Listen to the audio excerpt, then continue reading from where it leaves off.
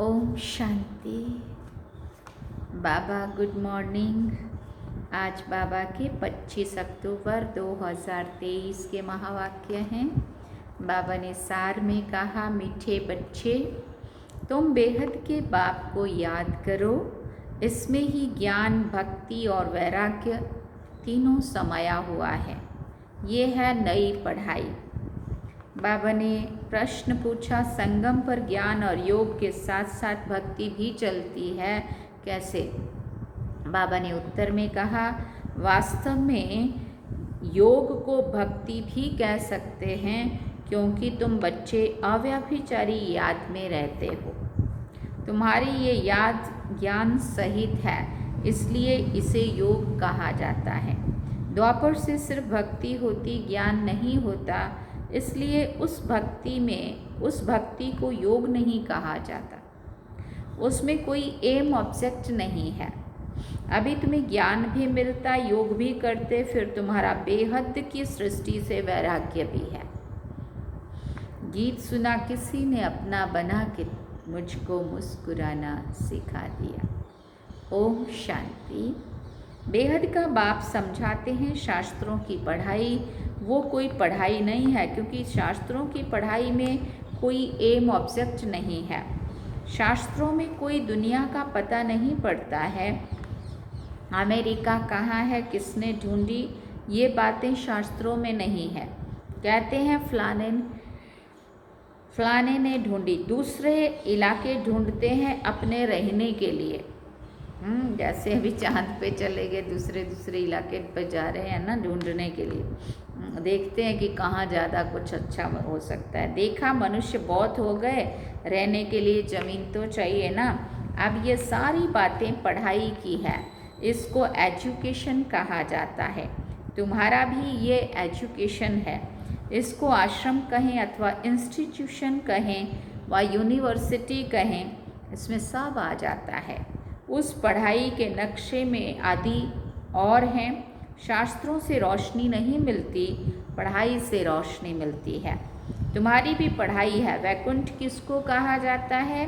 ये ना उस पढ़ाई में है, ना शास्त्रों की पढ़ाई में है। ये नॉलेज ही नई है जो एक बाप ही बदलाते हैं। मनुष्य तो कह देते हैं नरक स्वर्ग सब यहाँ ही है।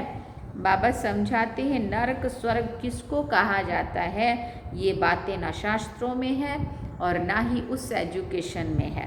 तो नई बातें होने के कारण मनुष्य मूंझते हैं। कहते हैं ऐसा ज्ञान तो कभी सुना ही नहीं है। ये तो नई वंडरफुल बातें हैं जो कभी कोई ने भी नहीं सुनाई है बरोबर नई बातें। ना उस एजुकेशन वाले सुना सकते, ना सन्यासी आदि सुना सकते। इसलिए परमपिता परमात्मा को ही ज्ञान सागर कहा जाता है। बेहद की हिस्ट्री, ज्योग्राफी भी समझाते हैं। ज्ञान से स्वर्ग और नरक का विस्तार भी सुनाते हैं। ये नई बातें हैं ना। इस पढ़ाई में सब कुछ है। ज्ञान भी है, योग भी है, पढ़ाई भी है और भक्ति भी है। योग को भक्ति भी कह सकते हैं। एक के साथ योग लगाना, उनको याद करना होता है। वो भक्त लोग भी याद करते हैं, पूजा करते हैं, गाते हैं। वो भक्ति करना कोई योग नहीं कहेंगे। समझो जैसे मीरा थी, श्री कृष्ण के साथ योग लगाती थी, उनको याद करती थी, परंतु उनको भक्ति कहा जाता। उनकी बुद्धि में कोई एम ऑब्जेक्ट नहीं है, कोई उद्देश्य नहीं है, कोई लक्ष्य नहीं है। इसको ज्ञान भी कहते, भक्ति भी कहते हैं। फिर बाबा ने कहा, योग लगाते हैं, एक को याद करते हैं। सतयुग में ना भक्ति होती है ना ज्ञान होता है। संगम पर ज्ञान और भक्ति दोनों ही है। और द्वापर से लेकर सिर्फ भक्ति चलती आई है। किसको याद करना, उसको भक्ति कहते। यहाँ ज्ञान भी है, योग भी है, भक्ति भी है। समझ सकते हैं, वो सिर्फ भक्त हैं, तत्व से योग लगाते, परंतु उनका है अनेकों से योग, इसलिए उनको भक्त कहते। तुम्हारा ये है अव्यभिचारी योग। उस एक को याद करना है बस। सब तरफ से दे सहित दे के सब संबंधों से बुद्धि योग हटा करके एक में लगाना है ना। बाबा ने कहा, ये ज्ञान सागर खुद बैठ पढ़ाते हैं। उनसे योग लगाना होता है। वो तो आत्मा को ही नहीं जानते, हम तो जानते हैं ना। परमपिता परमात्मा के साथ बुद्धि योग लगाने से हम बाप के पास चले जाएंगे। वो हनुमान को याद करते तो उनका साक्षात्कार हो जाता है। और वो भी बाबा ने कहा कि वो हनुमान को याद कर रहे हैं, वो मूर्ति उनको साक्षात्कार नहीं कराएंगे, लेकिन उनकी भावना का भाड़ा भी मैं देता हूँ। क्योंकि बाबा ने कहा उनका भी मैं देने वाला हूँ। तो बाबा ने कहा वो हनुमान को याद करते तो उनका साक्षात्कार हो जाता है। उनको व्यभिचारी कहा जाता है। ये भी अव्यभिचारी, ये है अव्यभिचारी योग। सिर्फ एक को याद करना है बस, ब्रह्मा बाबा को भी याद नहीं करना, देह सहित देह की सब संबंधों को भूलना है। बाबा ने कहा सिर्फ एक बाप को याद करना है। तो इसमें ज्ञान भक्ति और वैराग्य सब इकट्ठे हैं, और वो उन्हों का सब अलग अलग है। भक्ति अलग, ज्ञान भी सिर्फ शास्त्रों का है बेहद का, वैराग्य भी हद का है। यहाँ बेहद की बातें हम बेहद के बाप को जानते हैं, इसलिए उनको याद करते हैं। वो भले शिव को याद करते परंतु विक्रम विनाश नहीं होंगे, क्योंकि वो ऑक्यूपेशन को नहीं जानते हैं। विक्रम विनाश होने का ज्ञान ही नहीं है। यहाँ तो बाप की याद से विक्रम विनाश होते हैं। वहाँ काशी कलवट खाते हैं तो उनके विक्रम विनाश होते हैं। भोगना भोगनी पड़ती है, परंतु ऐसे नहीं कि तुम्हारे मौफिक आहिस्ते आहिस्ते कर्मातीत बनते हैं, नहीं। उनके विक्रम सजाएं खाते खाते खत्म होते हैं, माफ़ नहीं हो जाते हैं। तो ये पढ़ाई भी है, ज्ञान भी है, योग भी है, इसमें सब कुछ है। सिखलाने वाला भी एक बाप ही है। इनको आश्रम अथवा इंस्टीट्यूशन कहा जाता है। लिखा हुआ भी बड़ा अच्छा है। आगे ओम मंडली का नाम रॉन्ग था, अभी समझ आई है ये नाम बिल्कुल अच्छा है। कोई को भी समझा सकते हो कि ब्रह्मा कुमार तो तुम भी हो। बाप है सबका रचयिता, उनको पहले सूक्ष्म वतन रचना है। ब्रह्मा विष्णु शंकर है सूक्ष्म वतनवासी। नई सृष्टि रचते हैं तो ज़रूर प्रजापिता ब्रह्मा भी चाहिए। सूक्ष्म वतन वाला तो यहाँ आ ना सके, वो है संपूर्ण अव्यक्त। यहाँ तो साकार ब्रह्मा चाहिए ना, वो कहाँ से आए? मनुष्य इन बातों को समझ ना सके। चित्र तो है ना, ब्रह्मा से ब्राह्मण पैदा हुए, परंतु ब्रह्मा आए कहाँ से? फिर एडॉप्शन होती है। जैसे कोई राजा को बच्चा नहीं होता है तो एडॉप्ट करते हैं, बाप भी इनको एडॉप्ट करते हैं, फिर नाम बदल कर रखते हैं प्रजापिता ब्रह्मा। वो ऊपर वाला तो नीचे आ ना सके, संपूर्ण ब्रह्मा है ना, वो तो नीचे वाले को ऊपर जाना है। साकार को संपूर्ण बनना है, संपूर्ण को साकार में नहीं आना है। बाबा कहते वो है अव्यक्त और ये है व्यक्त। तो इस रहस्य को भी अच्छी रीति समझना है, क्योंकि सबका प्रश्न उठता है। कहते हैं दादा को कभी ब्रह्मा, कभी भगवान, कभी श्री कृष्ण कहते हैं डैश डैश। अब इनको भगवान तो नहीं कहा जाता, बाकी ब्रह्मा और श्री कृष्ण को तो कह सकते हैं, क्योंकि श्री कृष्ण सुंदर से श्याम बनता है। तो पहला जन्म में श्री कृष्ण और अंतिम जन्म में ब्रह्मा, काले गोरे से काला। तो जब रात है तब कहेंगे ब्रह्मा, और जब दिन है तब कहेंगे श्री कृष्ण। आत्मा तो वही है ना, एक ही आत्मा पार्ट बजा रही है। श्री कृष्ण की आत्मा का अभी ये अंतिम जन्म है, और ये श्री कृष्ण है आदि का जन्म। ये क्लियर करके लिखना पड़े। 84 जन्म राधे कृष्ण के व लक्ष्मी नारायण के बताने पड़े। यहाँ फिर उनको एडॉप्ट करते हैं तो ब्रह्मा का दिन और ब्रह्मा की रात हो जाती है। फिर वही लक्ष्मी नारायण का दिन और रात। उनकी वंशावली का भी ऐसे हुआ। अब तुम ब्राह्मण कुल के हो, फिर तुम देवता कुल के बनेंगे, तो ब्रह्मा कुमार कुमारियों का भी दिन है और रात हुआ ना। ये बड़ी समझने की बातें हैं।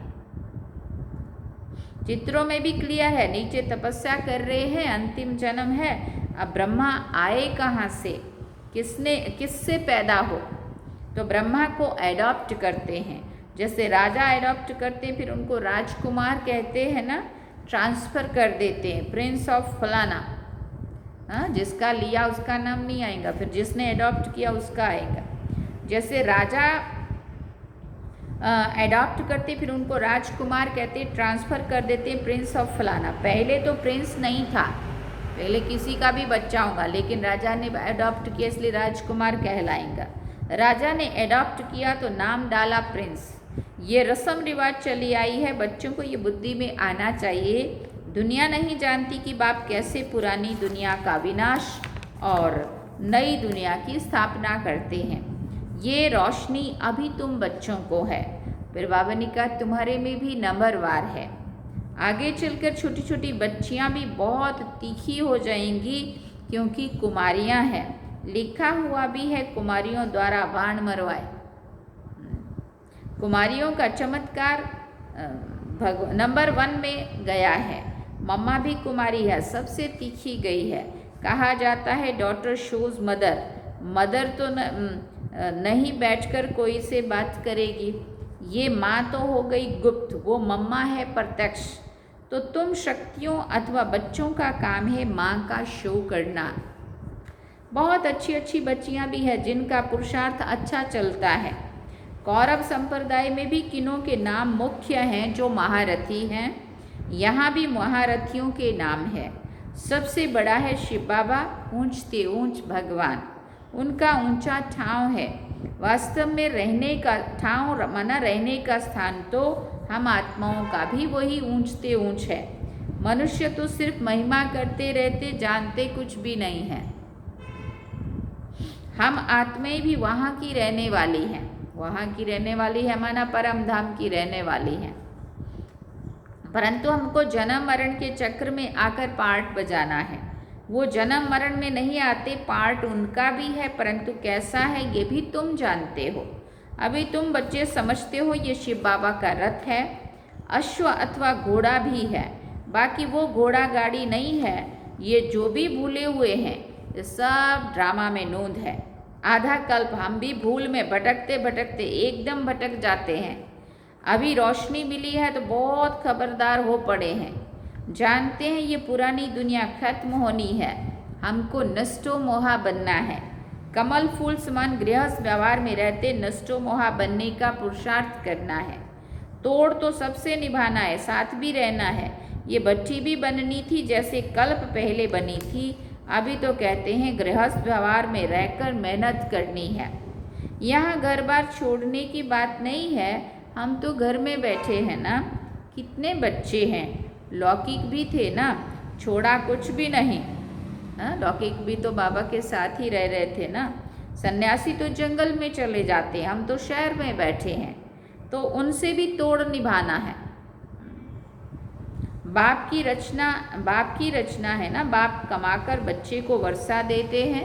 पहले तो वर्षा देते हैं काम विकार का, फिर उनसे छुड़ाकर निर्विकारी बनाना बाप का ही काम है। ऐसे भी होते कि कहाँ बच्चे माँ बाप को ज्ञान देते, कहाँ बाप बच्चों को ज्ञान देते हैं। ये है ही राजयोग और वो है हठ योग। आत्मा को नॉलेज मिलती है परमात्मा से। मैं राजाओं का राजा था, अब रंक बना हूँ, रंक से राव गाया हुआ है। बच्चे जानते हैं हम जो सूर्यवंशी थे अभी शूद्रवंशी बन गए। ये भी समझाना पड़ता है। नरक और स्वर्ग अलग अलग है, मनुष्य ये नहीं जानते। तुम्हारे में भी कितने बच्चे कुछ नहीं जानते, क्योंकि तकदीर में नहीं है। तो पुरुषार्थ क्या करेंगे? किनकी तकदीर में कुछ नहीं है, किनकी तकदीर में सब कुछ है। तकदीर पुरुषार्थ कराती है, तकदीर नहीं है तो पुरुषार्थ क्या करेंगे? एक ही स्कूल है, चलता रहता है। कोई बच्चे आधा में गिर पड़ते, कोई चलते चलते मर पड़ते। जन्म लेना और मरना बहुत होता है। ये नॉलेज कितनी वंडरफुल है। नॉलेज तो बहुत सहज है, बाकी कर्मातीत अवस्था को पाना इसमें ही सारी मेहनत है। जब विक्रम विनाश हो तब उड़ सके। ध्यान से ज्ञान श्रेष्ठ है। फिर बाबा ने कहा ध्यान में माया के विघ्न बहुत पड़ते हैं, इसलिए ध्यान से ज्ञान अच्छा है। ऐसे नहीं कि योग से ज्ञान अच्छा है। ध्यान के लिए कहा जाता है। ध्यान में जाने वाले आज है ही नहीं।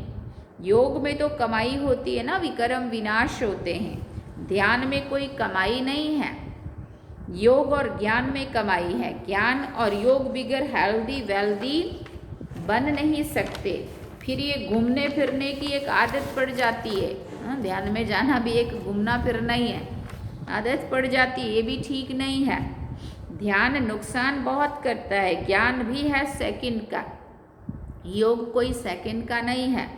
जहाँ जीना है वहाँ योग लगाते रहना है। ज्ञान तो सहज है, बाकी अवर हेल्दी निरोगी बनना इसमें मेहनत है। सवेरे उठकर याद में बैठने में भी विघ्न बहुत पड़ते हैं। पॉइंट्स निकालते हैं तो भी बुद्धि कहाँ ना कहाँ चली जाती है, कहाँ की कहाँ चली जाती है। सबसे जास्ती तूफान तो पहले नंबर वाले को आएंगे ना, शिव बाबा को तो नहीं आ सकते। हम बाबा हमेशा समझाते रहते तूफान तो बहुत आएंगे, जितना याद में रहने की कोशिश करेंगे उतना तूफान बहुत आएंगे। उनसे डरना नहीं है, याद में रहना है, स्थिर होना है। तूफान कोई हिला ना सके, ये अंत की अवस्था है। ये है रूहानी रेस।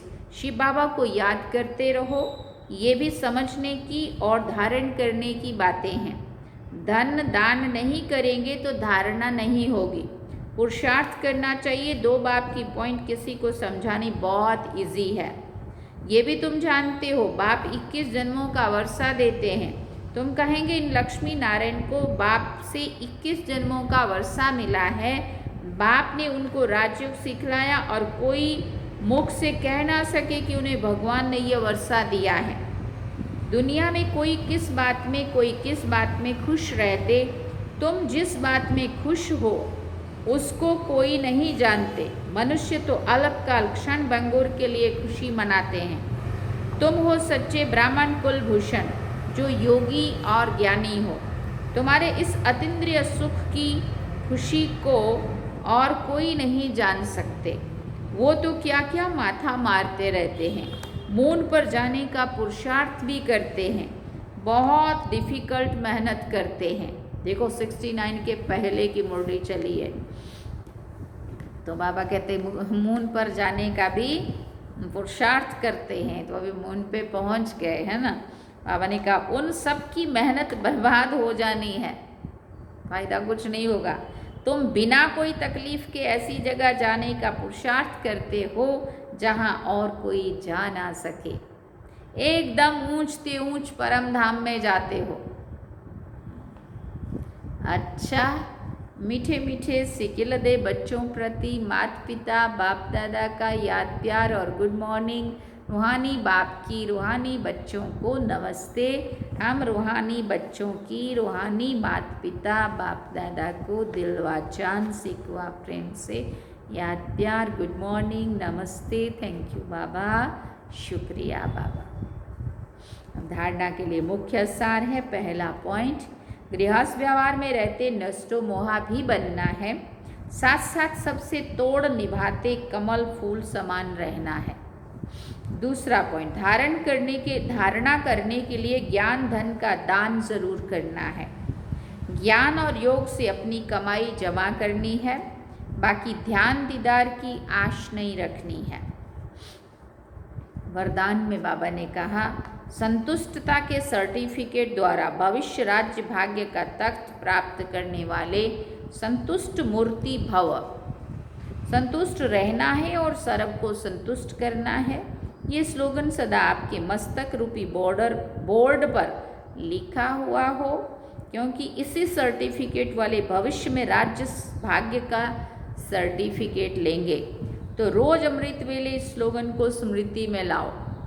जैसे बोर्ड पर स्लोगन लिखते हो ना, ऐसे सदा अपने मस्तक के बोर्ड पर यह स्लोगन दौड़ाओ, तो सभी संतुष्ट मूर्तियाँ हो जाएंगे।